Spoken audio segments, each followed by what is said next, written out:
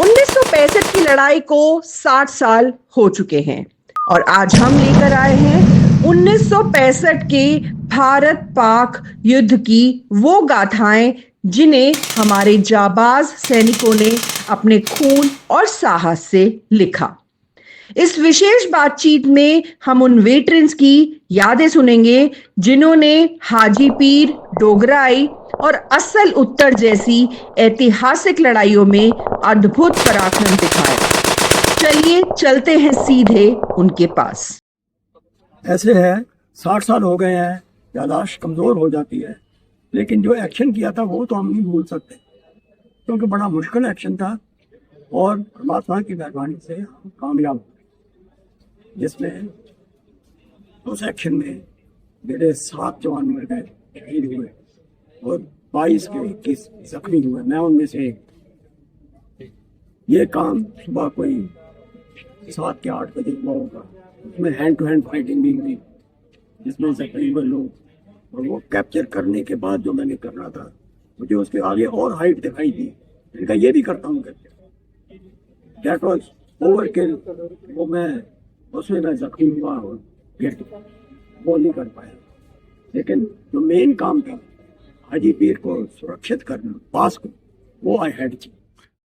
Brigadier Arvinder Singh ने हमें बताया कि हाजी पीर पास आज हमारे पास होता तो सुरक्षा और रसद में क्रांतिकारी बदलाव आते, लेकिन उस समय की जीत ने भारतीय सेना का मनोबल कई गुना बढ़ा दिया।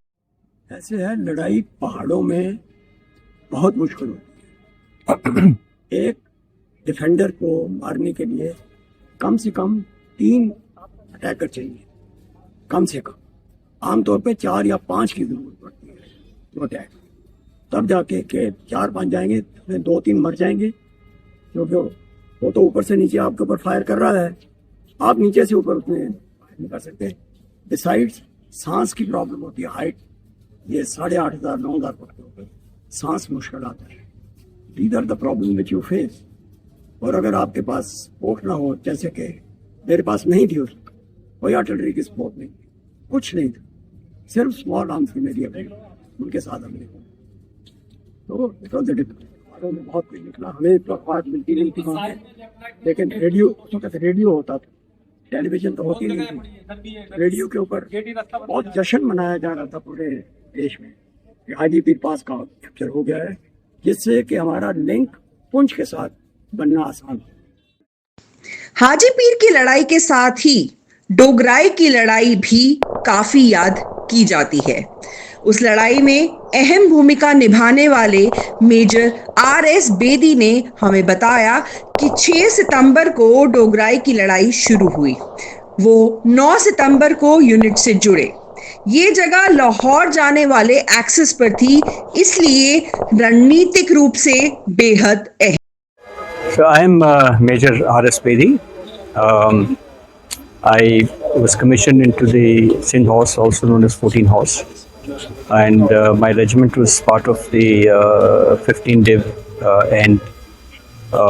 We were tasked to advance along the Grand Trunk Road towards Lahore and capture Dugrai. So that happened on the 6th of September 1965.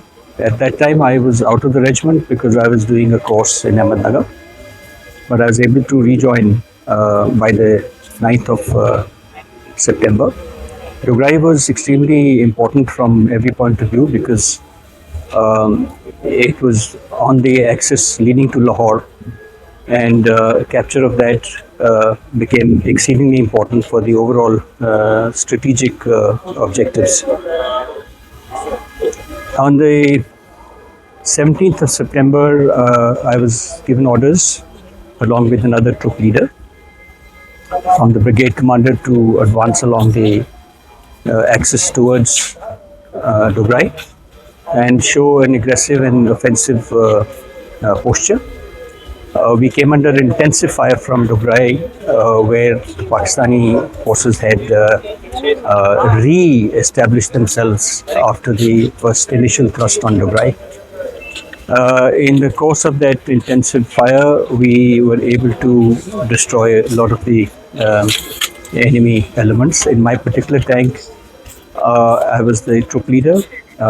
We destroyed one of the RCL guns deployed in Dograi.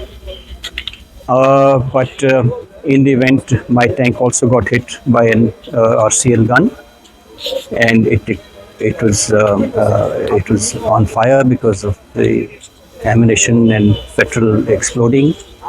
I lost two members of my crew, my gunner and my operator. I was grievously injured on my left side,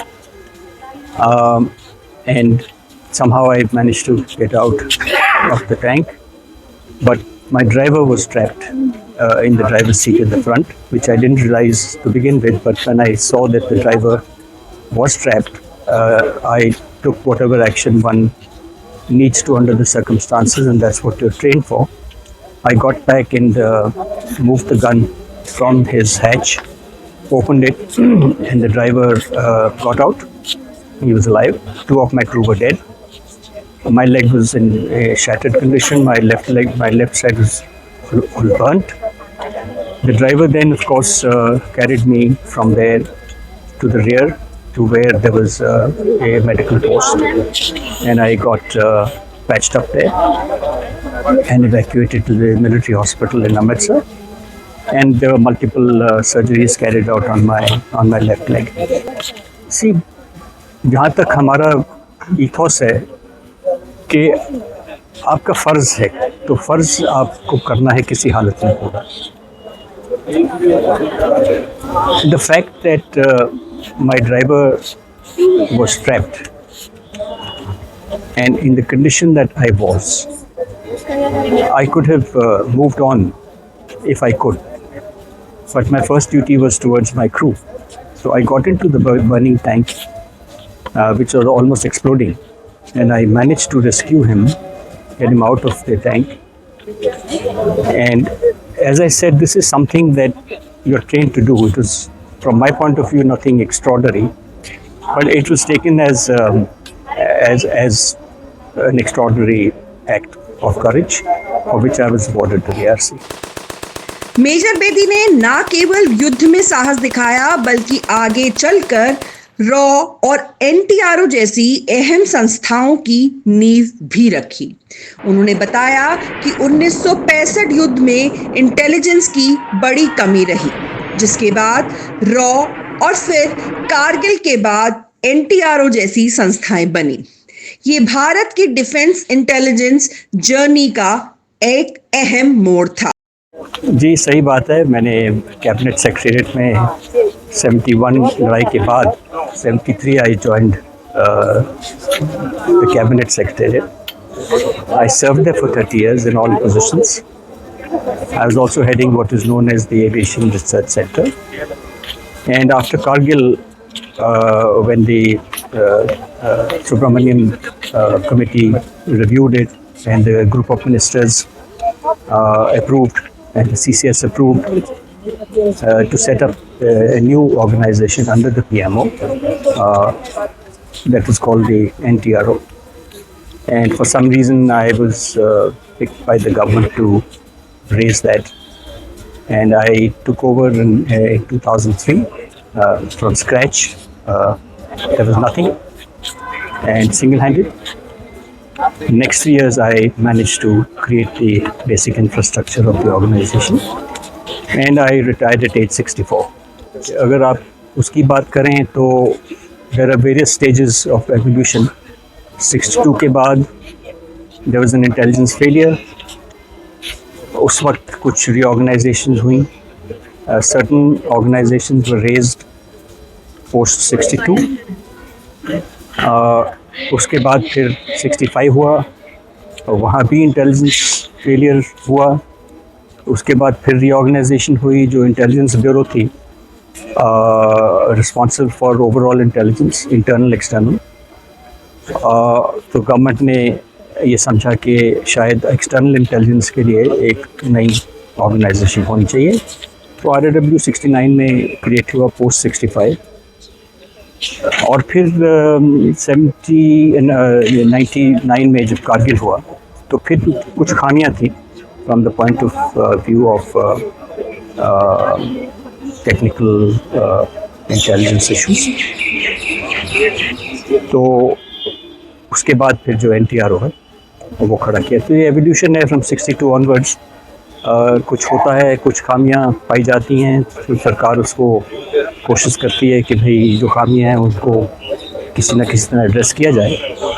तो 62 से लेके आज तक और या 2003 तक ये evolution intelligence में होता रहा है। इस युद्ध में मेजर सुदर्शन सिंह जो एक अहम भूमिका निभा रहे थे, उन्होंने भी हमारे साथ अपने 60 साल पुरानी यादें साझा की। और मेरा जाना जी simple, there no train about क्या सोचना है, क्या करना, सोचने का बस फॉलो ऑर्डर सिंपल। और ट्रेनिंग सर दैट इज करना ऑर्डर मिला है तो जाना है। जी क्या आगे मिलेगा जैसे ये नहीं है कि अच्छा मैं नहीं जाता, आज मैं कुछ रहता है, वो काम वहाँ है। भाई टेनिस वर्क आए थे ज़्यादा नहीं, बहुत काम मेरे को थे। एक तो my task was to move at night, carrying various messages or those, which is very touching at night. You don't know when you are going to bump into him. And because Shaniwar is doing all around, you could hear the message, you could hear the sound, you don't know who we are going to move at. That was one thing. During day, again, you couldn't move much because of the air. So that was one of my tasks. Another task given to me was important in the sense that I was given a platoon just to attend to Australian to go and find out. There was a village known as Dholan, where they occupied by Pakistan. If occupied, only Pakistan is there. Don't let them move beyond. Okay If not occupied and don't let the Pakistan. So that is my time. Also, lot of had told me, because at my level, we didn't have command. We were ordered. There is Bata factory outside the hall, which is Shagil Canal, and the Bata factory. आज हम reached up to that from where they were told to fall. Maybe the senior command will know better than me. But maybe we thought we couldn't be followed. You need as ever very lot of things to enter the hall. You just cannot go around walking into the hall. You are going to get paid. You are asking for trouble. So, one force has to go to capture that huge town of city. So, we couldn't capture that way. But we from here, that is. For example, they did not say, here these up to here we were horses and they were asked to revert. Just I know east of the 1965 की जंग बिल्कुल पारंपरिक तरीके से लड़ी गई थी, वहीं आज ड्रोन और टेक्नोलॉजी का जमाना है। मेजर सुदर्शन सिंह ने बताया कि हर लड़ाई के अलग चैलेंजेस होते हैं और उस समय की लड़ाई अलग थी और आज की लड़ाई बिल्कुल अलग है। No, I don't know. But she built up on no, I can never use it. It damages the economy, it damages the systems, it takes you back by years. No, I never do. तो अच्छी लड़ाई तो कोई नहीं हुई। आसान लड़ाई।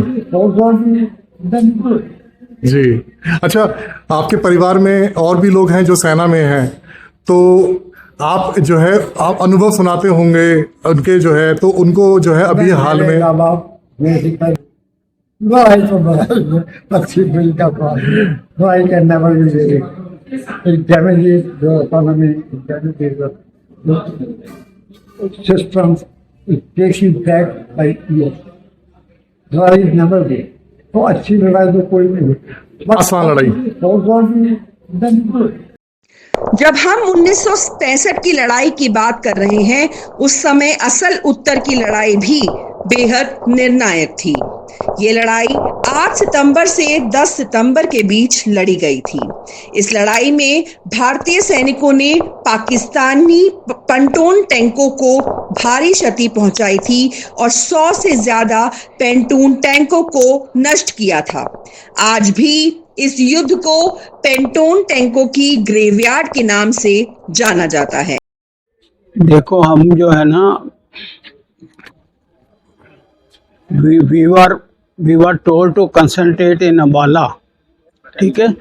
On 2nd of September we concentrated at Ambala. From there we were ordered to move to Khemkaran sector. So once we reached there on 5th of September, we were told to occupy area take defensive position in area mile 41, where we took up the position on 5th of September. But then our higher echelon, they got the information that the enemy, we were planning to go for the offensive from that area towards Kasur. Okay, but our higher commanders, they got the intimation or information. They got it that the enemy armored division is concentrated at Kasur, and they are going to attack on this axis. Okay, then we were told to move from there and took up defensive position at milestone 37, where we took up the position. And on 8th, as it was visualized, on 8th December morning, enemy armored, the noises they started. So then at about 7:45 or 8 o'clock, we heard that they are approaching us, and our troops fired at them, and 5 tanks were destroyed by our troops with the RCL guns.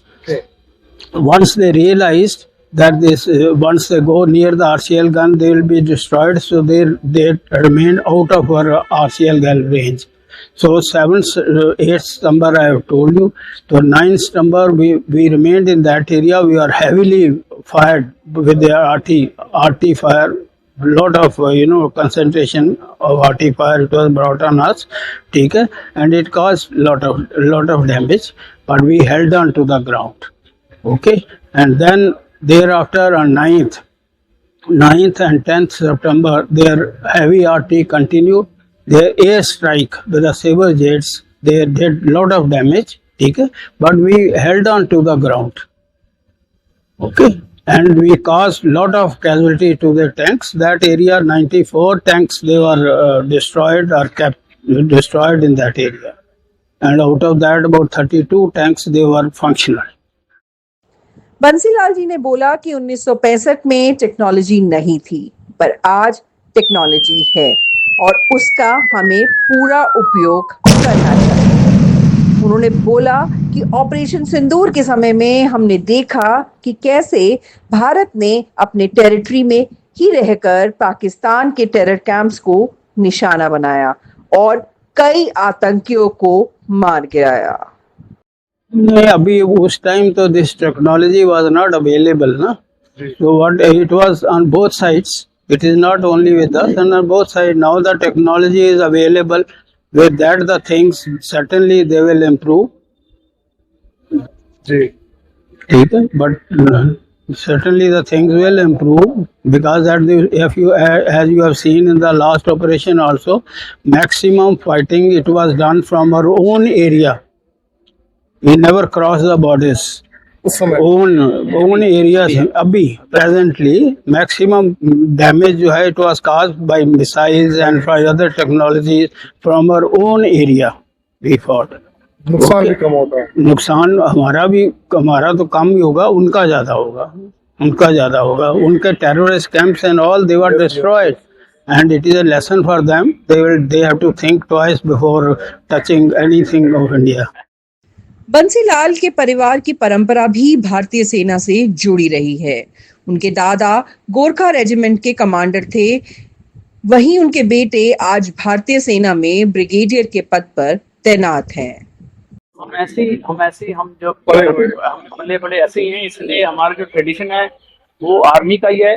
हमने school में जब हम 10th या 11th में थे और कुछ सोचा ही नहीं, बस एक था कि जज्बा फौज ज्वाइन करनी है। एनडीए का एग्जाम दिया बगैर और किसी कॉम्पिटिटिव एग्जाम दिए, सीधे पहुंचे। And that is how I also I learn from my grandfather and father help me to command my. कभी गलती हुई तो डांट भी पड़ी है? और ये तो है, हर चीज। जब छुट्टी भी आते थे यंग ऑफिसर से यही पूछा जाता था कि भाई क्या हुआ, क्या आपकी कोर्स रीडिंग कैसी है, आप कैसे कर रहे हो।